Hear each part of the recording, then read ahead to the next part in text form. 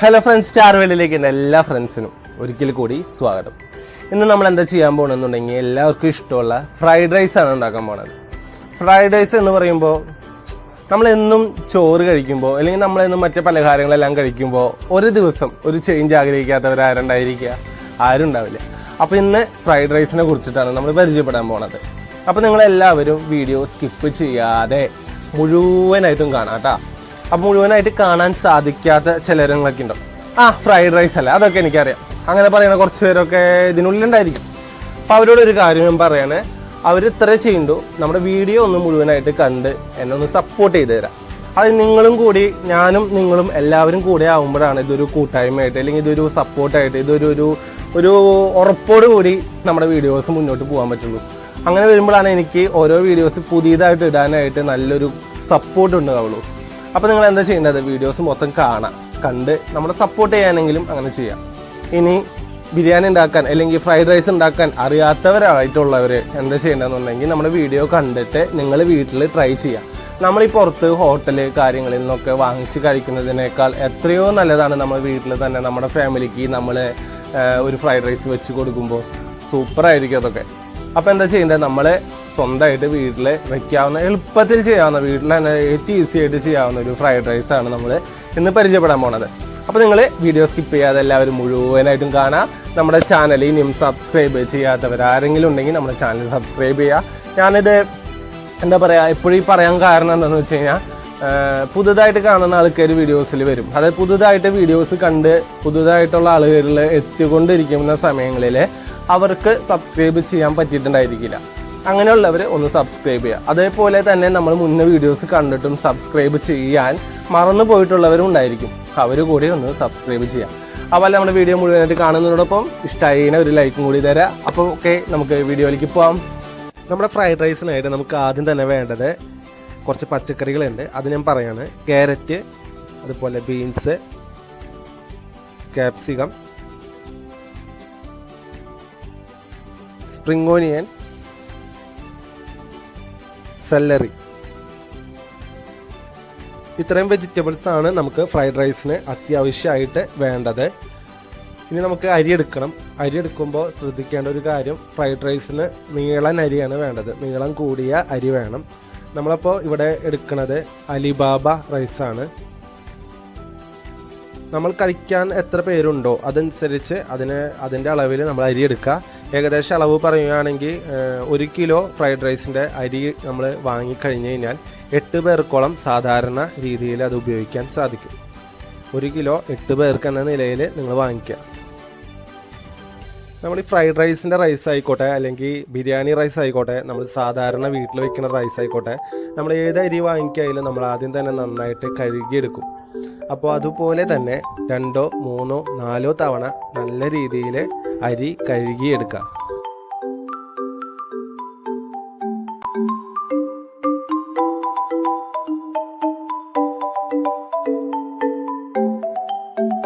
കഴുകിയ ശേഷം നമ്മൾ അവസാനം അരിയിൽ വെള്ളം ഒഴിച്ച്, നമ്മൾ സാധാരണ ചോറ് വെക്കുന്ന പോലെ തന്നെ വെള്ളം ഒഴിച്ച് നമ്മൾ തീയിൽ വയ്ക്കാൻ പോവാണ്.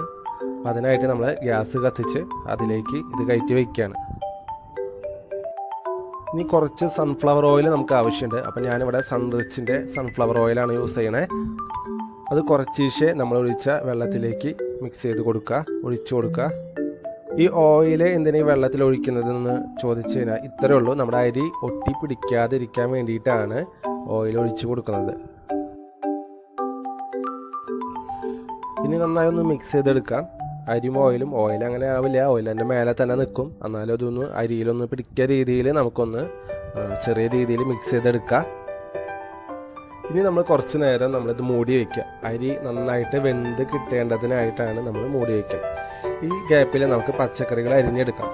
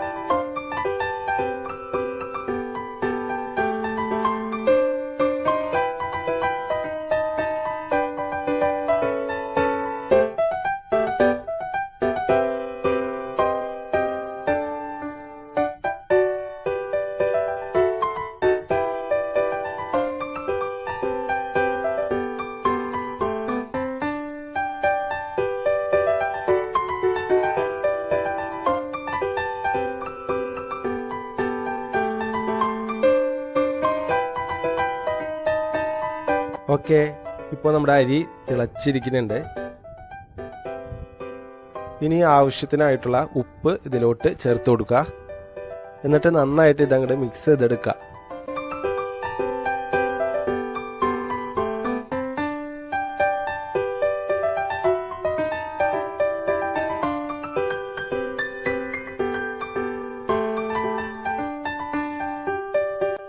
നമ്മുടെ അരി നന്നായി വെന്ത് സെറ്റായ ശേഷം നമുക്ക് ഇത് ഊറ്റിയെടുക്കണം.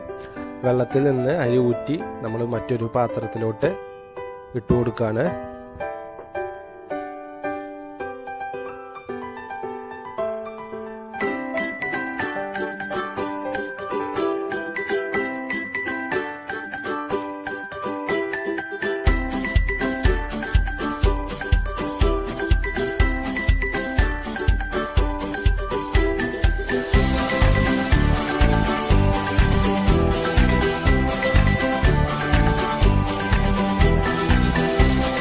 നമ്മുടെ എഗ് ഫ്രൈഡ് റൈസ് ആണ് ചെയ്യുന്നത്. അപ്പം അതിനായിട്ട് ആവശ്യത്തിനായിട്ടുള്ള കോഴിമുട്ട എടുക്കുകയാണ്.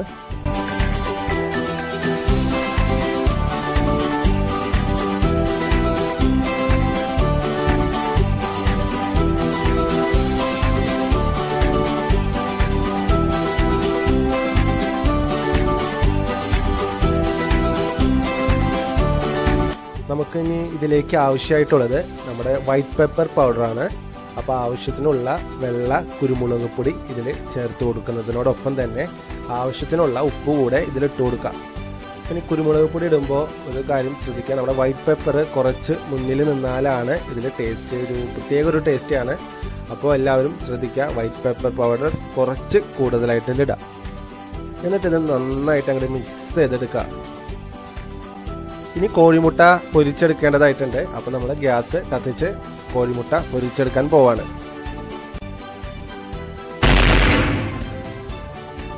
ഇതിപ്പോൾ തന്നെ എൻ്റെ ക്യാമറ കൊണ്ടുപോയേനെ.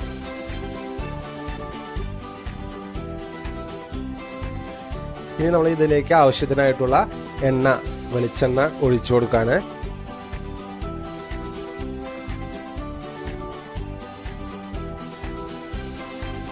ഇനി നമ്മൾ നേരത്തെ മിക്സ് ചെയ്ത് വെച്ച കോഴിമുട്ട തിളച്ച സൺഫ്ലവർ ഓയിലിലോട്ട് ഒഴിച്ച് നമ്മളിത് നന്നായിട്ട് പൊരിച്ചെടുക്കേണ്ടതായിട്ടുണ്ട്.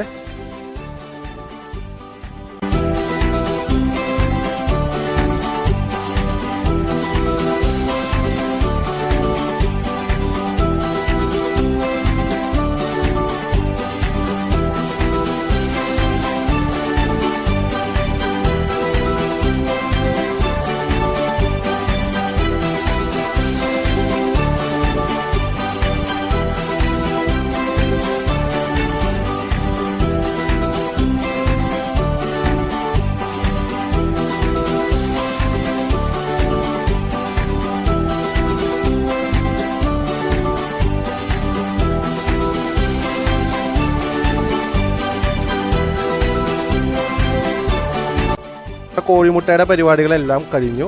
ഇനി നമ്മൾ വീണ്ടും സൺഫ്ലവർ ഓയിൽ ഒഴിച്ച് നമ്മുടെ വെജിറ്റബിൾസ് എല്ലാം സെറ്റാക്കി എടുക്കേണ്ടതായിട്ടുണ്ട്. അപ്പോൾ ഇതിലേക്ക് ആദ്യം ക്യാരറ്റ്, അതുപോലെ തന്നെ ബീൻസ്, ഇത് രണ്ടും ആദ്യം ഇട്ട് നന്നായിട്ട് വേവിച്ച് നല്ല രീതിയിലാക്കി എടുക്കുക.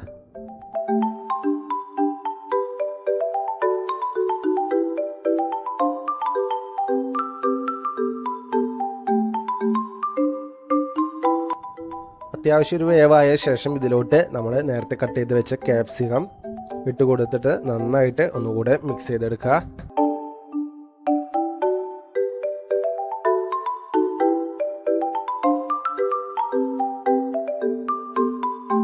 നമ്മൾ നേരത്തെ ഉപ്പ് ഇട്ടായിരുന്നു, അരിയിലാണ് ഉപ്പ് ഇട്ടായിരുന്നത്. നമുക്ക് ഈ പച്ചക്കറിയിലേക്ക് നമുക്ക് ആവശ്യത്തിനായിട്ടുള്ള ഉപ്പ് കൂടെ ഇതിൽ കൂടെ ചേർത്ത് കൊടുക്കേണ്ടതായിട്ടുണ്ട്.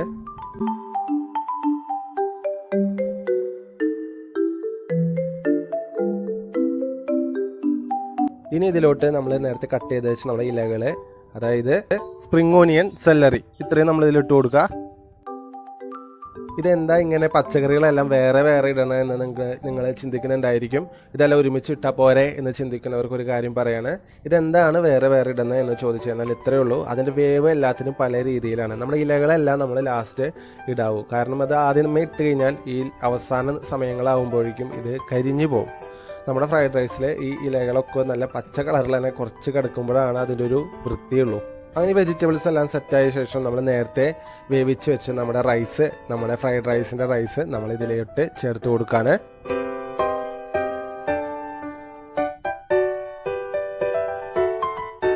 ഇനി ഇതെല്ലാം കൂടെ നന്നായിട്ട് അങ്ങോട്ട് മിക്സ് ചെയ്തെടുക്കുക. ഇതിങ്ങനെ മിക്സ് ചെയ്തുകൊണ്ടിരിക്കുമ്പോൾ ഫ്രൈഡ് റൈസിൽ നമ്മുടെ ഇട്ട സ്പ്രിംഗ് ഓനിയൻ്റെയും സെല്ലറിയുടെയും ഒക്കെ സ്മെല്ല് സൂപ്പറായിട്ട് ഇങ്ങനെ വന്നുകൊണ്ടിരിക്കുന്നുണ്ടാവും. അങ്ങനെ വന്ന ശേഷം നമുക്ക് ഇതിലേക്ക് വീണ്ടും നമ്മുടെ വൈറ്റ് പെപ്പർ പൗഡർ ഇതിൽ കുറച്ചുകൂടെ ഒന്ന് ചേർത്ത് കൊടുക്കുക. എന്നിട്ട് വീണ്ടും നന്നായിട്ട് ഇതെല്ലാം കൂടെ അങ്ങോട്ട് മിക്സ് ചെയ്തെടുക്കാം കേട്ടോ.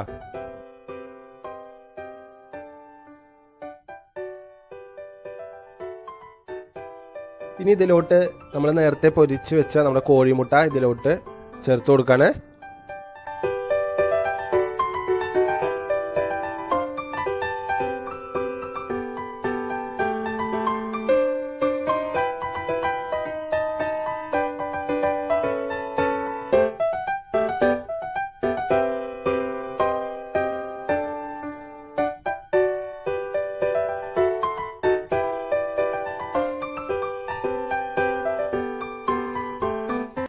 ഇനി ഇതിലോട്ട് കുറച്ച് ടൊമാറ്റോ സോസ് കൂടെ നമ്മൾ ചേർത്ത് കൊടുത്ത് നന്നായിട്ട് മിക്സ് ചെയ്തെടുക്കുക.